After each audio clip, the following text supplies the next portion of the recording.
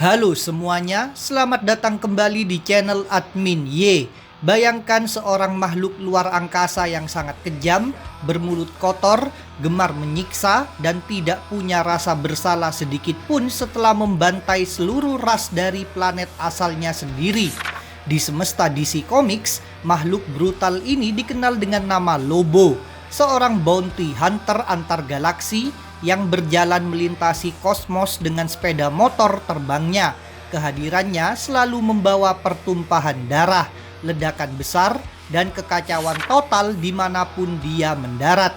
Dia bukan pahlawan, dia juga bukan penjahat biasa yang punya rencana besar untuk menguasai dunia, melainkan seorang pembunuh bayaran egois yang hanya peduli pada uang, alkohol, dan kekerasan fisik. Karakter yang sangat ikonik ini pertama kali diciptakan oleh seniman Keith Giffen dan penulis Roger Sliver sebagai sebuah bentuk sindiran terhadap tren pahlawan kosmik yang berwajah murung dan sok tangguh pada masanya. Lobo membuat penampilan perdananya di industri komik pada awal dekade 1980-an, di mana wujud aslinya digambarkan sangat berbeda dengan versi modern yang kita kenal sekarang. Karakter ini langsung menarik perhatian pembaca karena sifatnya yang sangat memberontak dan tidak mau tunduk pada aturan moral apapun di alam semesta. Cerita gila dari karakter ini dimulai di sebuah planet bernama Zarnia, sebuah tempat yang awalnya digambarkan sebagai surga duniawi yang sangat damai di seluruh alam semesta. Di planet Zarnia tidak pernah ada konsep perang, penyakit, kemiskinan, bahkan kematian massal karena seluruh penduduknya hidup dalam harmoni yang sempurna. Semua orang saling menyayangi dan menghormati satu sama lain. Sampai akhirnya monster mengerikan bernama Lobo lahir ke dunia ini dan mengubah sejarah planet tersebut menjadi malam yang penuh darah. Sejak detik pertama dia lahir ke dunia, sifat sadis dan kecenderungan psikopat dalam diri Lobo sudah langsung terlihat dengan sangat jelas kepada publik. Dokter yang membantu proses persalinan ibu Lobo langsung menjadi gila dan kehilangan akal sehatnya setelah melihat bayi mengerikan ini secara langsung. Tidak hanya itu, saat masih bayi, Lobo bahkan sempat menggigit jari tangan dokter tersebut sampai putus tanpa alasan yang jelas. Sebuah pertanda awal dari bencana besar yang akan segera menimpa peradaban planet Zarnia. Beranjak remaja, Lobo tumbuh menjadi sosok pemberontak sejati yang sangat membenci kedamaian dan keteraturan yang ada di lingkungan sekitarnya.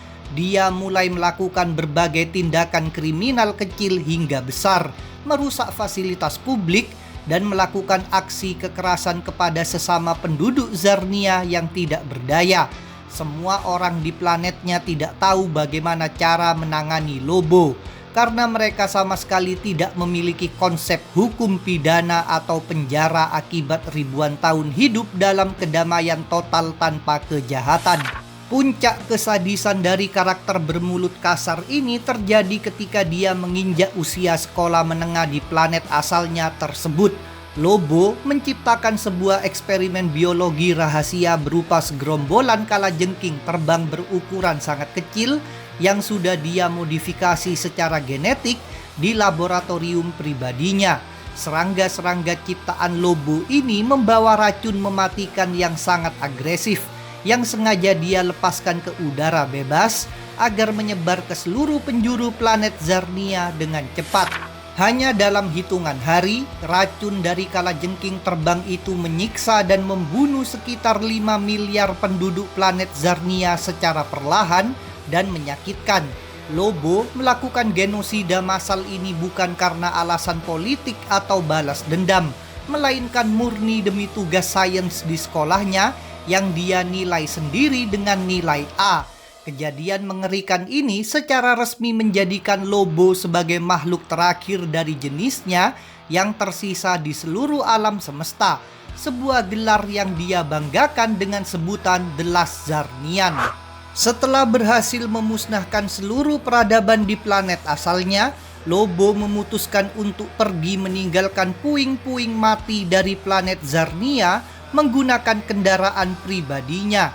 Dia memodifikasi sebuah sepeda motor terbang bertenaga roket yang sangat bising yang dia beri nama Space Hawk untuk menjelajahi ruang angkasa yang luas.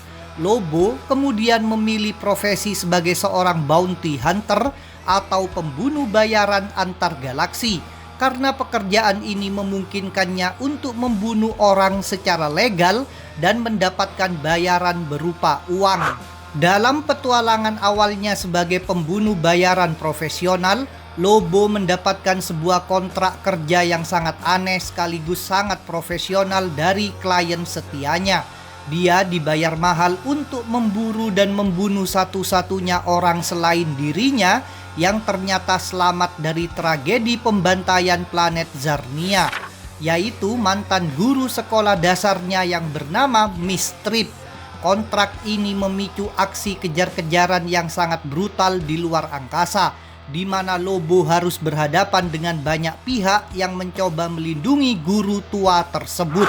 Meskipun harus melewati rintangan yang sangat merepotkan, Lobo sama sekali tidak menunjukkan rasa belas kasihan sedikit pun kepada mantan gurunya tersebut saat berhasil menangkapnya. Setelah menyelesaikan misi berdarah itu dengan sukses, Lobo kemudian sempat bergabung dengan sebuah organisasi polisi antar galaksi swasta yang bernama Legion. Organisasi ini dipimpin oleh seorang alien cerdas bernama Frill Dogs yang berhasil mengendalikan keliaran Lobo dengan cara memanipulasi kontrak kerja dan janji setia sang bounty hunter. Selama bekerja di bawah kendali organisasi Legion, Lobo menjadi senjata paling mematikan yang digunakan untuk menumpas berbagai ancaman besar di seluruh sektor luar angkasa. Dia dikirim ke berbagai planet terasing untuk menghancurkan sindikat kriminal kosmik, membunuh diktator kejam, hingga bertarung melawan monster-monster raksasa yang tidak bisa ditangani oleh anggota polisi biasa. Kehadiran Lobo di lapangan selalu efektif, meskipun metode kerja yang dia gunakan selalu meninggalkan kehancuran total pada infrastruktur planet yang dia kunjungi. Reputasi Lobo sebagai makhluk paling berbahaya di galaksi akhirnya membawa dirinya ke planet Bumi, di mana dia seringkali terlibat konflik fisik yang sangat sengit melawan Superman. Lobo menganggap Superman sebagai target yang sangat menarik untuk menguji sejauh mana batas kekuatan fisik yang dia miliki di dalam tubuhnya. Pertarungan antara sang bounty hunter melawan Man of Steel selalu berjalan dengan sangat menghancurkan gedung-gedung bertingkat, membuat kawah besar di tanah, dan seringkali berakhir dengan hasil yang seimbang. Kisah perjalanan hidup dari karakter sadis ini menjadi semakin gila ketika dalam sebuah misi pertempuran besar, Lobo akhirnya berhasil dibunuh oleh musuhnya dan dinyatakan mati. Namun kematian fisik ini bukanlah akhir dari petualangan Lobo, melainkan awal dari kekacauan baru yang merembet hingga ke dimensi alam baka. Jiwa Lobo yang sangat kotor dan penuh dosa secara otomatis langsung dikirim ke surga karena ada kesalahan teknis pada sistem birokrasi akhirat yang terjadi saat itu. Begitu menapakkan kakinya di surga, Lobo sama sekali tidak merasa kagum dengan keindahan tempat tersebut dan langsung berbuat onar di sana. Dia mulai memukuli para malaikat yang suci, menghancurkan bangunan-bangunan indah dari emas, dan mengubah suasana tempat yang tenang menjadi zona pertempuran yang sangat berantakan. Para penghuni surga merasa sangat ketakutan dan tidak ada satupun makhluk suci di sana yang mampu menghentikan aksi kekerasan fisik yang dilakukan oleh Lobo. Karena sudah tidak tahan lagi dengan kelakuan gilanya, otoritas tertinggi di surga akhirnya memutuskan untuk menendang jiwa Lobo keluar dan membuangnya ke dalam neraka. Namun, keputusan memindahkan Lobo ke neraka ternyata menjadi sebuah kesalahan besar lainnya bagi para iblis yang tinggal di dimensi kegelapan tersebut. Lobo justru merasa sangat senang berada di neraka. karena dia bisa menyiksa para iblis dan penguasa kegelapan dengan cara yang jauh lebih kejam daripada siksaan neraka itu sendiri. Lobo membantai para iblis tinggi, merebut senjata-senjata mistis milik mereka, dan memicu pemberontakan besar-besaran yang mengancam kestabilan seluruh dimensi terkutuk tersebut. Situasi ini membuat para penguasa tertinggi dari surga dan neraka terpaksa mengadakan pertemuan darurat untuk membahas masalah darurat yang disebabkan oleh satu jiwa fana ini. Mereka akhirnya sepakat bahwa keberadaan lobo di alam baka hanya akan merusak tatanan akhirat secara permanen jika terus dibiarkan tinggal di sana. Sebagai solusi terakhir, para penguasa akhirat menjatuhkan sebuah hukuman kosmik yang sangat unik, yaitu melarang jiwa lobo untuk masuk ke surga maupun ke neraka untuk selama-lamanya. Jiwa lobo kemudian dipaksa kembali dimasukkan ke dalam tubuh fisiknya yang ada di dunia agar dia tidak bisa kembali lagi ke alam baka setelah mati. Keputusan sepihak ini secara tidak sengaja membuat lobo secara resmi menjadi makhluk yang abadi sepenuhnya di semesta DC karena jiwanya ditolak di akhirat. Memasuki era perubahan realitas yang dikenal dengan nama New 52 di semesta DC Comics, sejarah dan penampilan fisik dari lobo sempat mengalami sebuah kejutan yang sangat kontroversial. Tiba-tiba muncul sosok alien asing bertubuh kurus, berwajah tampan, dan bergaya elegan yang mengaku kepada publik bahwa dirinya adalah lobo yang asli. Karakter baru ini menyatakan bahwa lobo bertubuh kekar dan berambut panjang yang selama ini dikenal oleh pembaca komik hanyalah seorang penipu yang mencuri namanya. Lobo versi klasik yang asli tentu saja tidak tinggal diam mendengar ada orang asing yang berani mengklaim nama besarnya di seluruh galaksi. Lobo asli kemudian memburu varian kurus tersebut, melintasi berbagai sistem bintang dengan kemarahan yang sudah memuncak di ubun-ubunnya. Ketika keduanya akhirnya bertemu dalam sebuah duel 1 lawan 1 yang sangat sengit, lobo asli tanpa ampun langsung mematahkan leher dan memenggal kepala sang penipu untuk merebut kembali identitas sejatinya sebagai sang bounty hunter.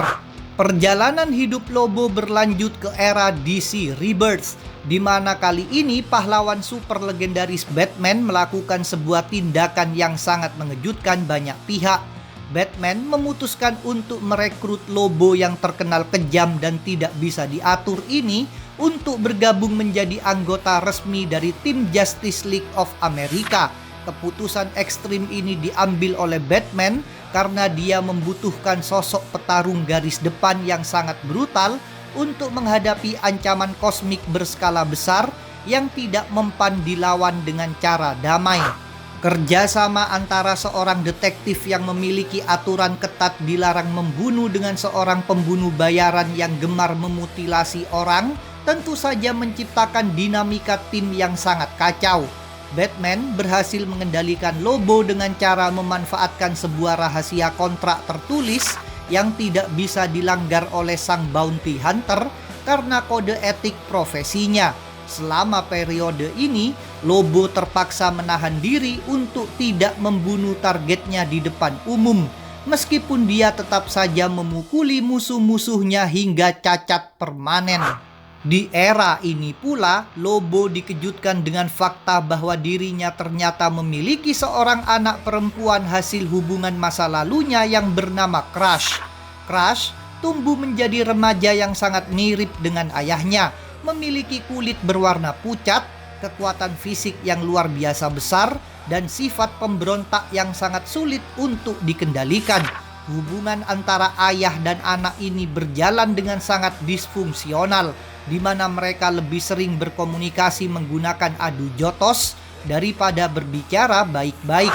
Hubungan antara lobo dan anak perempuannya Crash semakin memburuk ketika mereka berdua terpaksa harus bekerja sama dalam sebuah misi pelarian melintasi luar angkasa. Crash yang sangat membenci sifat egois ayahnya seringkali mencoba untuk membunuh lobo menggunakan berbagai senjata berat di tengah perjalanan mereka. Lobo sendiri tidak merasa marah dengan tindakan anaknya tersebut, melainkan justru merasa bangga karena Crush mewarisi bakat kesadisan alami yang ada di dalam darah dagingnya sendiri. Ketika krisis kosmik berskala besar yang dikenal dengan peristiwa Dark Knight's Death Metal melanda seluruh multiverse DC, Lobo kembali mengambil peran yang sangat krusial di garis depan. Dia disewa oleh Lex Luthor untuk menjalankan sebuah misi rahasia tingkat tinggi, yaitu mengumpulkan sebuah material langka bernama Death Metal yang tersebar di sisa-sisa realitas yang hancur. Lobo menyetujui pekerjaan berbahaya ini murni karena nilai bayaran yang ditawarkan sangat besar, bukan karena dia peduli dengan keselamatan nasib alam semesta. Dalam cerita yang jauh lebih baru, Lobo kembali terseret ke dalam konflik besar yang melibatkan keluarga Superman dan sosok ilmuwan gila antar galaksi bernama Brainiac. Brainiac menggunakan pasukan robotnya untuk menyerang planet bumi dan menculik kota-kota penting demi kepentingan eksperimen pribadinya yang kejam. Lobo yang awalnya berniat mencari keuntungan pribadi di tengah kekacauan tersebut justru berakhir harus bertarung di pihak yang sama dengan para pahlawan super untuk menghancurkan markas besar Brainiac. Hingga cerita terbarunya di era modern saat ini, Lobo tetap mempertahankan posisinya sebagai sosok tentara bayaran mandiri yang paling ditakuti dan paling tidak bisa diprediksi di seluruh kosmos DC. Dia tidak pernah memilih kubu yang pasti. Hari ini dia bisa menjadi sekutu yang sangat membantu bagi tim Justice League. Namun esok hari dia bisa saja menjadi monster yang disewa untuk menghancurkan sebuah peradaban planet. Hidupnya diisi dengan petualangan tanpa akhir yang penuh dengan tumpukan mayat, botol minuman keras, dan kepuasan ego pribadinya sendiri. Jika kita membedah aspek kekuatan fisik, Lobo berada di jajaran teratas makhluk paling perkasa di semesta DC Comics yang setara dengan kekuatan dewa. Kekuatan ototnya memungkinkan dirinya untuk mengangkat beban seberat ratusan ribu ton, menghancurkan sebuah planet kecil dengan pukulan kosong, dan menahan serangan fisik langsung dari makhluk sekelas Doomsday tanpa mengalami luka dalam yang serius. Kemampuan fisik yang luar biasa ini didukung dengan tingkat stamina yang tidak terbatas, yang membuat Lobo bisa terus bertarung selama berhari-hari di luar angkasa tanpa perlu makan, minum, atau bahkan bernafas di ruang hampa udara. Namun, kemampuan yang paling mengerikan dan membuat Lobo mustahil untuk dikalahkan secara permanen adalah faktor regenerasi sel tubuh atau healing factor miliknya yang sangat tidak masuk akal. Jika tubuh Lobo hancur berkeping-keping hingga menyisakan satu tetes darah saja, tetes darah tersebut mampu menumbuhkan kembali seluruh organ tubuh Lobo yang utuh hanya dalam hitungan detik. Bahkan, dalam beberapa cerita komik lama, setiap tetesan darah Lobo yang jatuh ke tanah bisa tumbuh menjadi kloningan baru dari dirinya sendiri yang sama-sama kuat, kejam, dan siap untuk melakukan pembantaian massal secara bersamaan. Di balik semua kebrutalan dan keabadian fisik yang dia miliki, Lobo ternyata mempunyai satu kelemahan psikologis yang sangat kaku, yaitu kode etik profesinya sendiri yang tidak pernah dia langgar. Jika Lobo sudah memberikan kata sepakat secara lisan atau menandatangani sebuah kontrak kerja tertulis dengan seorang klien, dia akan mematuhi isi kontrak tersebut sampai selesai, apapun yang terjadi di lapangan. Para pahlawan super cerdas seperti Batman atau Superman seringkali memanfaatkan kelemahan sifat ini untuk menjebak Lobo dengan cara membuat kontrak palsu atau memanipulasi kata-katanya sendiri agar Lobo terikat secara hukum dan berhenti mengamuk. Selain itu, Lobo juga memiliki kelemahan emosional yang sangat konyol berupa kecintaan yang sangat mendalam terhadap hewan lumba-lumba luar angkasa atau space dolphin, di mana dia akan langsung mengamuk brutal dan membantai siapa saja yang berani menyakiti hewan peliharaan kesayangannya tersebut. Itulah tadi pembahasan lengkap dan rinci mengenai sejarah hidup, asal-usul, serta analisis kekuatan dari Lobo, sang pembunuh bayaran paling sadis di semesta komik DC. Dengan kemampuan regenerasi sel tubuh yang tidak masuk akal dan sifatnya yang sangat kejam, karakter ini terbukti selalu berhasil menjadi mimpi buruk yang nyata bagi para pahlawan super maupun penjahat kosmik lainnya. Jangan lupa subscribe, like, komen, dan share channel Admin Y.